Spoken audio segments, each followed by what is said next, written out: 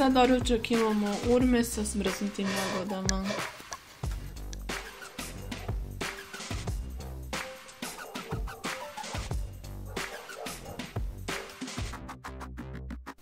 Za ručak imamo sveže ceđeni sok od naranđe.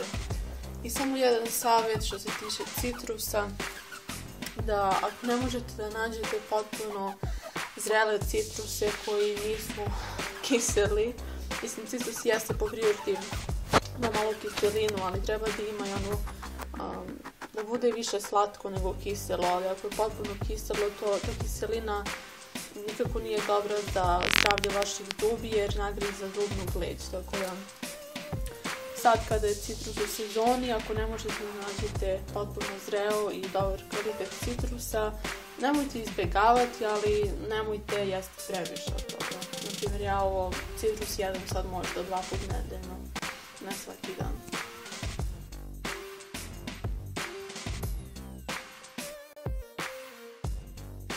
Do I hate non-vegans? The short answer is no.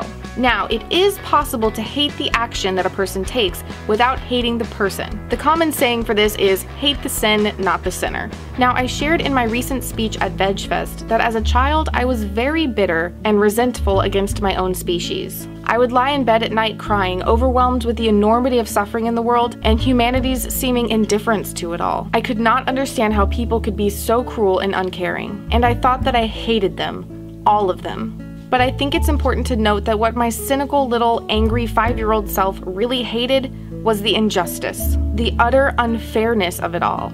I wanted to know why nobody cared, and I felt powerless to make a difference. I believe that that is where so much of what is commonly seen as vegan hate really comes from. A devastating sense of loss, a profound mourning, and a feeling of utter powerlessness. When your eyes are open to the extreme enormity of unnecessary animal suffering and death at the hand of our species, it's hard not to become overwhelmed with anger and disgust. And I do think that vegans should never lose touch with that anger and passion. When we lose that flame, we lose the drive to make a difference. But to my non-vegans out there, know that this almost always comes from wanting so bad to save the lives of innocent animals and feeling powerless against what often seems to be a losing battle. Most vegans, including myself, were not born and raised vegan. We once were the very non-vegans that we can now so easily judge.